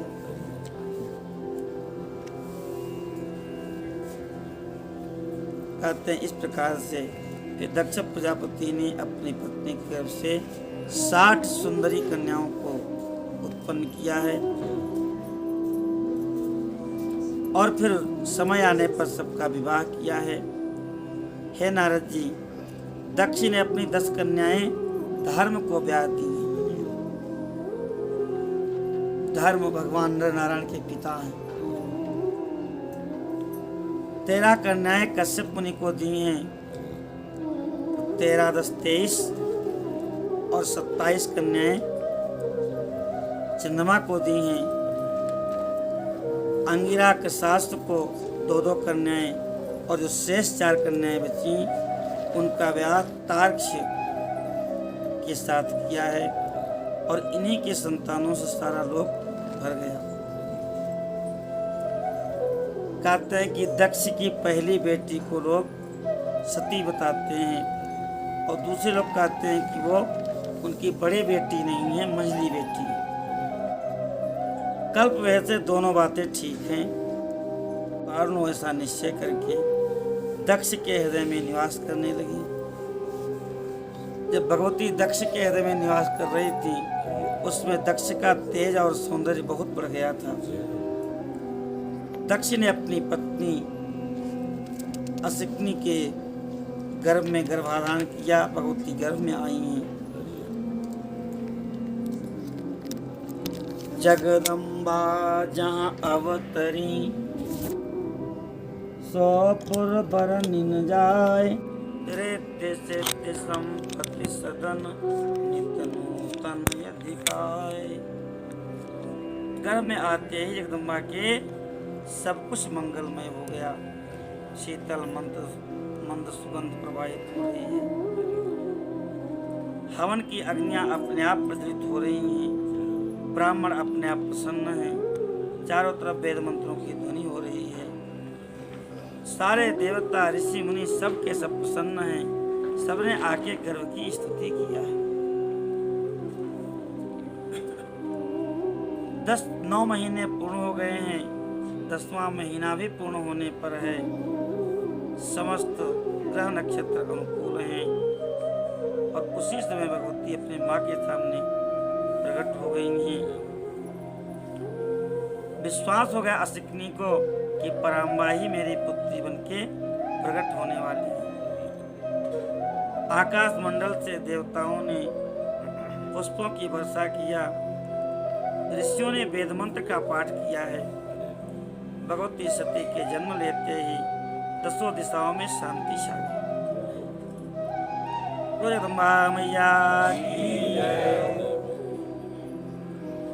सभी देवताओं ने स्तुति किया है।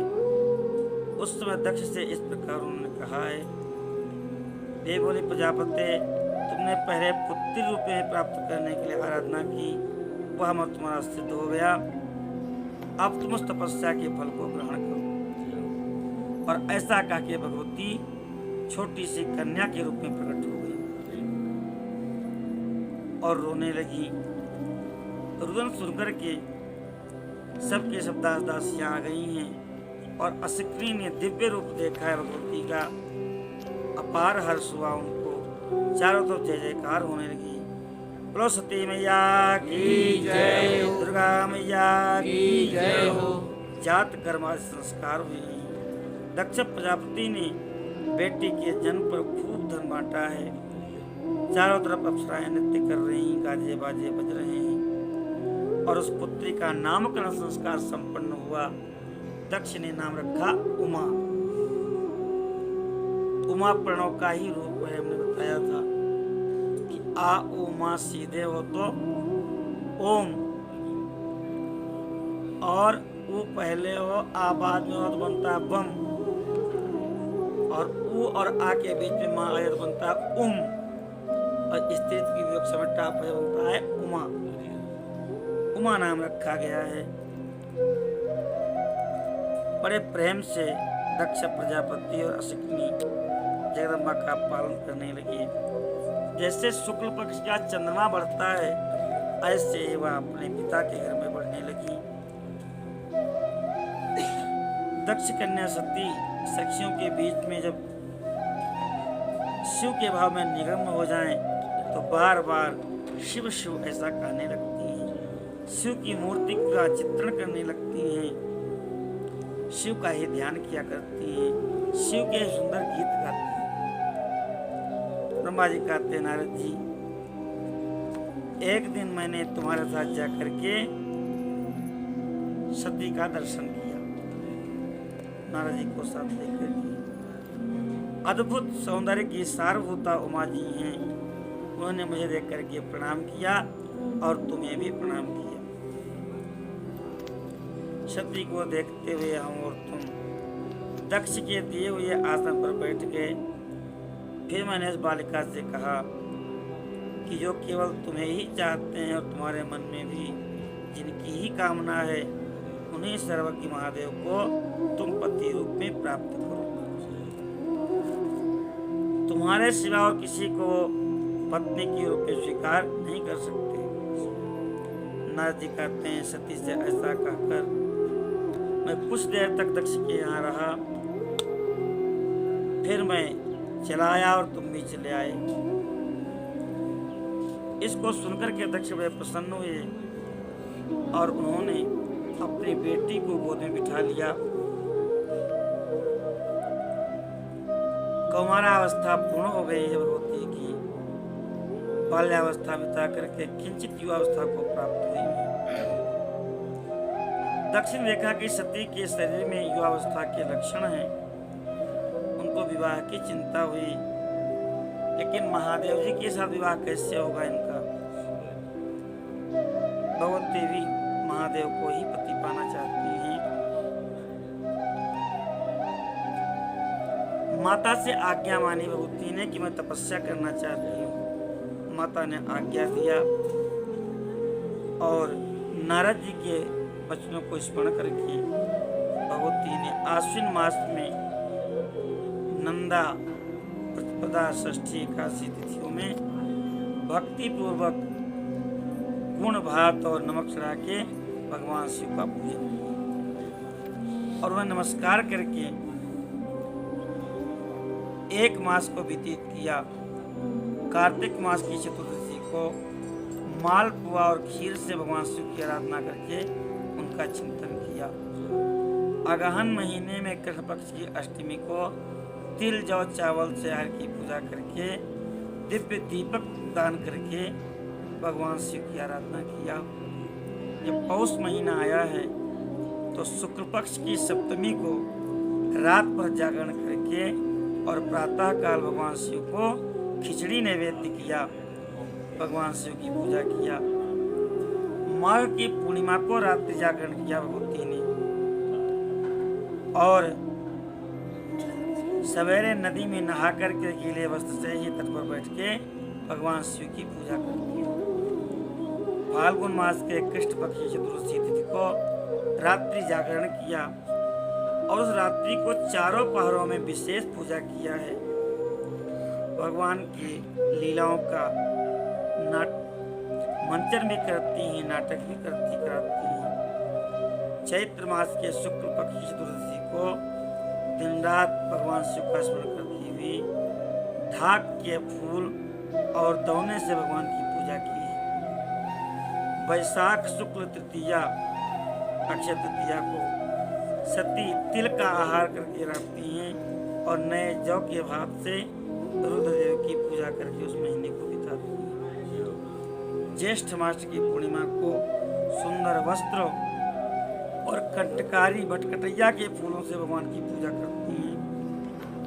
आहार कुछ भी नहीं लेती। आषाढ़ के शुक्ल पक्ष चतुर्दशी को काले वस्त्र और बटकटैया के फूलों से शिव का पूजन करती हैं। सावन के महीने में शुक्ल पक्ष की अष्टमी एवं चतुर्दशी को यज्ञोपवीत वस्त्र कुशा आदि से शिव की पूजा करती हैं। भाद्रपद मास के कृष्ण पक्ष की चतुर्दशी तिथि को नाना प्रकार के फूल और फलों से शिव का पूजन करती हैं। चतुर्दशी तिथि को केवल जल का आहार किया करती है। इसे मास शिवरात्रि, जो कृष्ण पक्ष की शिवरात्रि होती है चतुर्दशी, उसको मास शिवरात्रि कहते हैं। अनेक प्रकार से जप तप करके शिव जी की आराधना करती हैं। इस प्रकार नंदाव्रत को पूर्ण रूप से समाप्त करके भगवान शिव में अनन्य भाव से भजन करते हुए शिव का ध्यान करने लगी होती। और इसी समय सारे देवता, ऋषि, भगवान विष्णु, ब्रह्मा जी सब के सब सती जी की तपस्या को देखने के लिए आए हैं। ऐसा लगता है कि जैसे साक्षात तपस्या ही वहां पर मूर्तिमती होकर विराजमान हो। ऋषि न गौरी देखे ता कैसे अमूर्तिमंत तपस्या जैसी। सबने सत्य जी को नमस्कार किया है। भगवान श्री हरि के मन में सत्य के प्रति प्रेम उमड़ाया, भूरी भूरी प्रशंसा किया है। फिर कैलाश पर गए हैं, भगवान शिव की स्तुति किया है। भगवान को देखते ही सबके सब देवताओं ने उनकी स्तुति किया। ब्रह्मा जी कहते हैं कि इस प्रकार महादेव जी की स्तुति करके भगवान विष्णु समस्त देवता शिव जी के सामने खड़े हो गए चुपचाप। ब्रह्मा जी कहते हैं श्री विष्णु समस्त देवताओं की स्तुति सुन करके भगवान शिव प्रसन्न होकर के हंसने लगे और कहने लगे, मुझे ब्रह्मा और विष्णु को अपनी अपनी पत्नियों के सताए देख करके महादेव जी ने वार्तालाप किया और आने का कारण पूछा। रुद्र बोले, हे भरे, हे ब्रह्मा जी, आज निर्भय होकर के आप बताओ कि आप सब क्यों आए हो, या मैं जानना चाहता हूँ। ब्रह्मा जी ने कहा, देवाधिदेव, हे महादेव, हम सब देवता ऋषि जिस उद्देश्य से आए हैं उसे सुनिए। हे वृषभध्वज, आपके लिए ही हम सब लोग आए हैं, क्योंकि हम तीनों ही सृष्टि में सहयोगी हैं। सृष्टि के संचालन के लिए, पालन के लिए और संहार के लिए एक दूसरे का सहयोग करना चाहिए। हे महेश्वर, कुछ ऐसे असुर उत्पन्न होंगे जो मेरे द्वारा मारे जाएंगे, कुछ विष्णु जी के द्वारा और कुछ आपके द्वारा मारे जाएंगे। महाप्रभु, कुछ ऐसे असुर हैं जो आपके तेज से उत्पन्न जो पुत्र होगा उसके द्वारा ही मारे जाएंगे। शंभ शुक्र संभूत सुत, तारकासुर उसी से मरेगा जो शिव जी के द्वारा उत्पन्न पुत्र होगा। आप शंकर की कृपा से ही सबको सुख प्राप्त होगा, ऐसा निवेदन किया है। ईश आपकी दया से अनुग्रहित होते रहें तो सृष्टि का कार्य सुगमता से चलता रहेगा। इस प्रकार से निवेदन किया है। मेरी बात सुन करके भगवान महादेव मुस्कुराने लगे। उन्होंने कहा, हे हरे, तुम दोनों मुझे अत्यंत प्रिय हो, तुम दोनों को देख के मुझे सुख मिला है। लोक हित के कार्य में मन लगाए हुए तुम दोनों का वचन मेरे लिए महत्वपूर्ण है। हे सुश्रेष्ठ, मेरे लिए विवाह करना उचित नहीं होगा, क्योंकि मैं तपस्या में लगा हूँ, संसार से विरक्त रहता हूँ और योगी के रूप में मेरी प्रसिद्धि है। मैं अपने ही स्वरूप में रमण करता हूँ, आनंद मानता हूँ। मैं निरंजन हूँ, माया से रहित हूँ, जिसका शरीर ही अवधूत दिगंबर है, जो कामना से शून्य है, जिसके मन में कोई विकार नहीं है, जो भोगों से दूर रहता है, उसको कामिनी से क्या प्रयोजन। यो निवृत्ति सुमार्गस्थः स्वात्मा रामो निरंजनः अवधूत तनुर्ज्ञानी स्वदृष्टा कामवर्जितः अविकारी भोगी च सदा सुचिरमंगलः तस्य प्रयोजनं लोके कामिन्या किं वदाधुना। इसलिए मैं कैसे आपकी बात को मानने के लिए विवाह करूं, लेकिन तुम सबकी प्रार्थना है तो जैसा मैं हूं ऐसे ही विकार रहित अगर कोई कन्या मिलती है तो मैं विवाह करूं, जो भोगों से सर्वथा शून्य हो, कामनाओं से सर्वथा शून्य हो। कैसी पत्नी हो, कहते हैं, हे हरे हे ब्रह्मन, जो नारी मेरे तेज को धारण कर सके, जो योगिनी हो, इच्छानुसार इच्छा के अनुरूप रूप बना सकती हो, उसको तुम मेरी पत्नी बनाने के लिए बताओ। जब मैं योग में तत्पर हो जाऊं तो वह भी योगिनी बन करके योग में तत्पर हो जाए। जब मैं कामासक्त हो जाऊं तो वह भी कामनी के रूप में मेरे पास रहे। ऐसा भगवान शिव ने कहा है। उनके बात सुनकर के ब्रह्मा जी और भगवान हरि मुस्कुराते हुए मुनि मन बोले, नाथ महेश्वर, आप जैसी नारी की खोज आरंभ की हैं, उसके विषय में मैं आपको बता रहा हूँ। धर्म पत्नी जो आपकी उमा है, वही भिन्न भिन्न रूपों में प्रकट हुई है, और एक रूप में तो लक्ष्मी, दूसरे रूप में सरस्वती, और तीसरे रूप में वही शिवा दक्ष पुत्री सती के रूप में अवतीर्ण हुई हैं। वही आपकी भार्या बन सकती हैं। हे देवेश, वह महान तपस्या कर रही हैं और आपको पति रूप में प्राप्त करना चाहती हैं। आप उनको पत्नी के रूप में स्वीकार कीजिए। ऐसी हम सबकी इच्छा है, हम सबकी इच्छा पूर्ण कीजिए। भक्त वत्सल भगवान शिव हंसकर कहने लगे, अच्छा है, ऐसा ही होगा जैसा आप लोग चाहते हो। ब्रह्मा जी कहते हैं, उधर सती ने आश्विन मास के शुक्ल पक्ष की अष्टमी तिथि को उपवास करके भक्ति भाव से शिव का पूजन किया। नंदाव्रत पूर्ण होकर के नवमी तिथि को ध्यान मग्न होकर के भगवान शिव का दर्शन प्राप्त किया। सती ने, उनके पंचमुख हैं, गौरवर्ण है, अद्भुत सौंदर्य है उनका।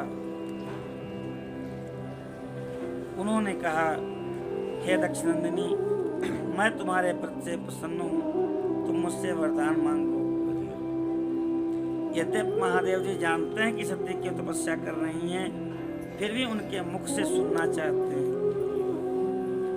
सती जी लज्जा के अधीन हो गई। कैसे कहें कि आप हमारे पति हो जाओ। उनका मुख लज्जा से आच्छादित तो हो गया, लाल हो गया। प्राण वल्लभ शिव का प्रिय वचन सुनकर के वह प्रेम में डूब गई। भगवान शिव बार बार कह रहे हैं वर मांगो, वर मांगो। तब सती ने अपनी लज्जा को रोक के कहा कि वर देने वाले हे प्रभु, मुझे मेरी इच्छा के अनुसार ऐसा वर दीजिए जो टल न सके। भगवान शिव ने देखा सती अपनी बात कह नहीं पा रही हैं, तब वह स्वयं ही बोले, देवे तुम मेरी भार्या हो जाओ। अपने अभीष्ट फल को प्रकट करने वाले उनके वचन को सुनकर के आनंद मग्न होकर के सती चुपचाप खड़ी हो गई, क्योंकि वह मनोवांछित वर प्राप्त कर चुकी थी। वह बारंबार भगवान से कहने लगी, हे महादेव, हे जगतपते, आप मेरे पिता से कह करके वैवाहिक विधि से मुझे स्वीकार कर लीजिए। ब्रह्मा जी कहते हैं कि नारद जी, सती की बात सुनकर के भक्तवत्सल महेश्वर ने प्रेम से उनकी ओर देखा और कहा, प्रिय ऐसा ही होगा। दक्ष कन्या सती भी भगवान शिव को प्रणाम करके विदा मांग करके जाने को हुई हैं। माता के पास लौट आई। यद्यपि शिव के पास से आना संभव नहीं था, फिर भी आई हैं। और भगवान शिव भी हिमालय पर प्रवेश कर गए अपने आश्रम में। शिव का भी मन भगवती में लग गया है, उनके वियोग में कष्ट का अनुभव कर रहे हैं। हे देवर्षि नारद, मन को एकाग्र करके लौकिक गति का आश्रय लेकर के भगवान शंकर ने मन ही मन मेरा स्मरण किया। मैं तुरंत पहुंच गया। महादेव जी वहां पर बैठे थे, मैं सरस्वती के साथ उपस्थित हुआ। हे देवर्षि, मुझे देख करके शिव जी बोले, ब्रह्मन, मैं जब से विवाह के कार्य में स्वार्थ बुद्धि कर बैठा हूँ, तब से उस स्वार्थ में ही सत्य प्रतीत होता है। दक्ष कन्या सती ने बड़ी भक्ति से मेरी आराधना की है, उसके नंदा व्रत से मैं प्रभावित हूँ। आश्विन के प्रतिपदा से लेकर के लौट के आश्विन तक व्रत किया जाता है, इसका नाम नंदा व्रत है, जो समस्त अभीष्ट को देने वाला है। हमने उसको अभीष्ट देने की घोषणा की है, वरदान दिया है, और उसने कहा है कि आप मेरे पति होइए। हमने भी कहा तुम मेरी पत्नी हो जाओ। तब उसने कहा, जगतपते, मेरे पिता को सूचित करके वैवाहिक विधि से मेरा विवाह कर लीजिए। हमने उस अनुरोध को स्वीकार कर लिया है। अब आप जाओ दक्ष के घर और उनको सूचना करो कि वो अपनी कन्या का दान कर दें, मेरे साथ विवाह करें। शिव जी की आज्ञा मान करके कहते हैं, शंभो, आपने जो कहा है हम सब ने पहले ही निश्चित कर लिया है। हमने पहले ही दक्ष को सूचना दे दी है।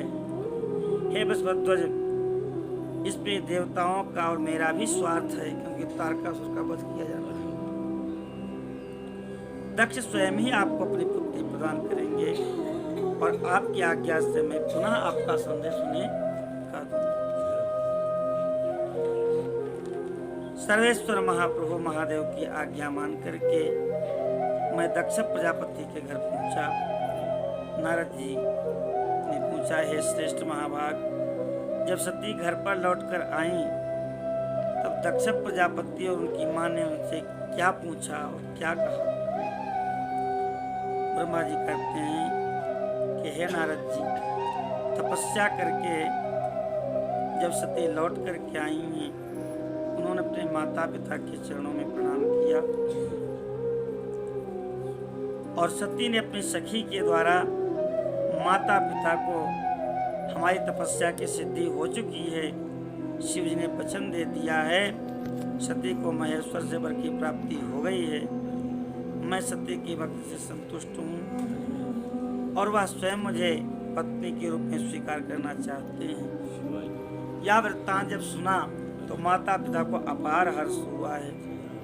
दक्ष ने महान उत्सव मनाया है और मनुष्यनी वीरणी ने ब्राह्मणों को बहुत से द्रव्य दान किए हैं। प्रसन्नता बढ़ाने वाले अपनी पुत्री को हृदय से लगाया है। वीरणी ने सती का मस्तक सूंघा है और बारंबार प्रशंसा किया है। धन्य हो तुम महादेव की अर्धांगिनी बनोगी। धर्मज्ञों में से दक्ष चिंता में पड़ गए कि मैं अपनी पुत्री का विवाह शिव जी से किस प्रकार करूं। महादेव जी आए थे, फिर वो चले गए। अब पुनः यहाँ कैसे आएंगे? भगवान शिव के निकट किसको भेजा जाए? क्योंकि दूसरे के अनुरोध करने पर वह मेरी पुत्री को स्वीकार नहीं करेंगे। ऐसी चिंता कर ही रहे थे दक्ष, तब तक सरस्वती के सहित मैं वहां प्रकट हो गया। मुझे आया देख के दक्ष ने मुझे प्रणाम किया। आसंधिया आने का कारण पूछा। हमने कहा कि हे प्रजापति दक्ष, शिव जी ने तुम्हारी पुत्री को प्राप्त करने के लिए निश्चय ही मुझे तुम्हारे पास भेजा है। इस विषय में जो भी करना है वह निश्चय करो विवाह का। इस प्रकार से निवेदन किया है। दक्ष भगवान शिव के लिए संकल्पित एवं प्रकट हुई अपनी पुत्री को तुम अविलंब उनकी सेवा में समर्पित करो। मैं और नारद जाकर के उन्हें तुम्हारे घर ले आऊंगा। ब्रह्मा जी कहते हैं, मेरी बात सुन करके दक्ष को अपार हर्ष हुआ और कहे, पिताजी ऐसा ही होगा। तब मैं अत्यंत हर्षित हो वहां से लौटा जहां भगवान शिव जी विराजमान मेरी प्रतीक्षा कर रहे थे। मेरे लौट आने पर दक्ष प्रजापति भी पूर्ण काम हो गए, लेकिन मानो अमृत पी के भी आधे पेट रह गए हों। अभी तो केवल सूचना मिली है, विवाह तो हुआ नहीं। ब्रह्मा जी कहते हैं कि हे नारद, फिर मैं कैलाश के शिखर पर महादेव शिव को लाने के लिए गया और कहा, हे वृषभध्वज, सती के लिए मेरे पुत्र दक्ष ने जो बात कही है उसे सुनिए। दक्ष ने कहा, मैं अपनी पुत्री का भगवान शिव के लिए समर्पण कर रहा हूँ। उनके हाथ में ही अपनी बेटी का हाथ दूंगा। शिव जी के साथ सती का विवाह हो, यह कार्य मुझे अभीष्ट है। मेरी पुत्री ने स्वयं इसी उद्देश्य से भगवान शिव की आराधना किया है। और इस समय शिव जी भी मुझसे इसी विषय में पूछ रहे हैं, इसलिए मुझे अपनी कन्या अवश्य ही शिव जी को देना है। भगवान शिव शुभ मुहूर्त में और शुभ लग्न में यहाँ पधारे। उस समय मैं उनके शिक्षा के तौर पर अपनी पुत्री उन्हें प्रदान करूंगा। यह निवेदन भगवान शिव को ब्रह्मा जी ने किया। आप चलिए प्रभु और सती को लेकर के आइए।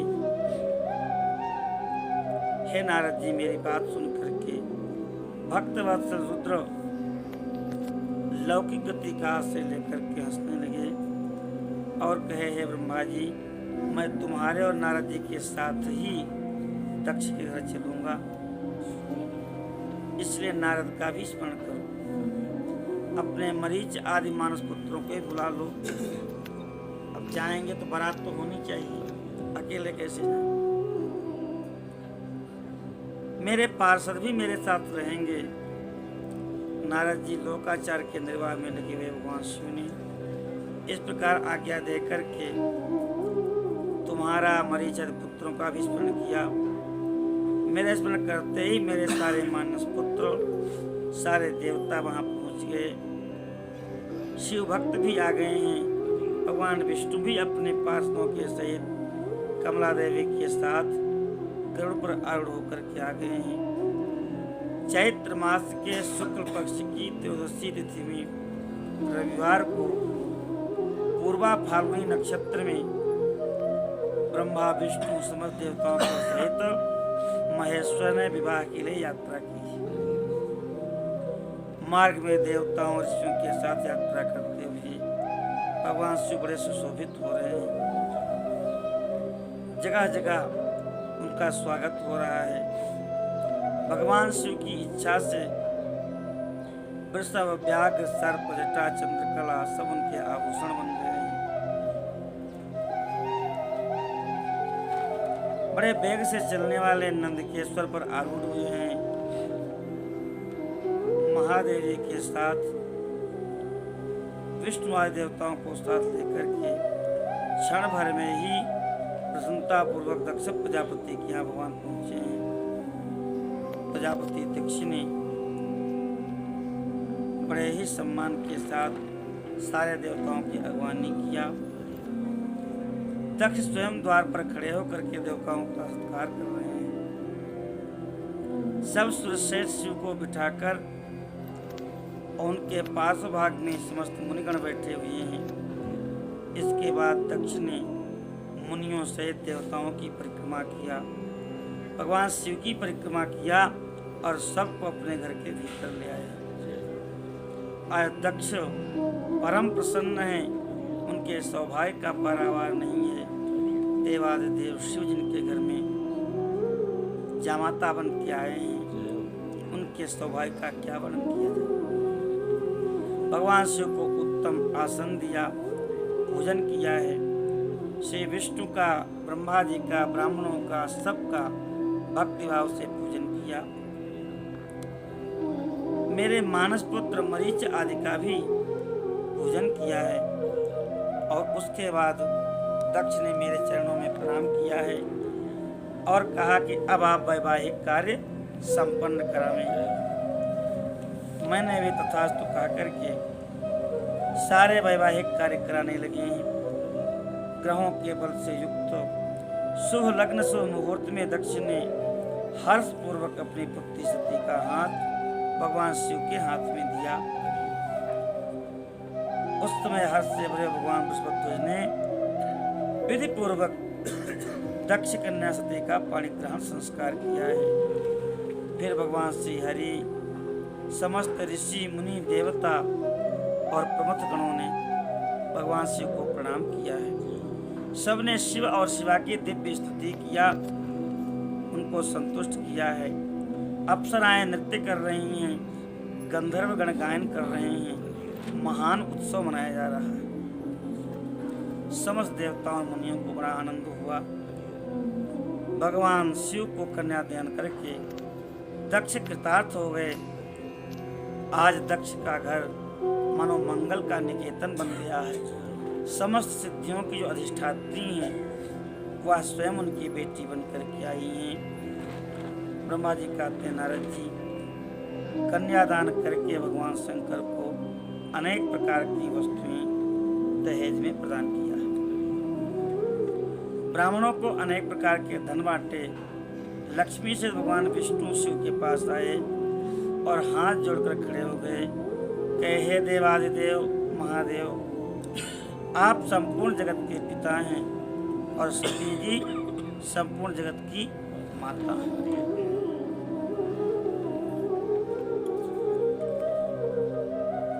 आप दोनों सज्जनों का कल्याण, दुष्टों का दमन करने के लिए लीला करते रहते हैं। इस प्रकार से स्तुति करने लगे हैं।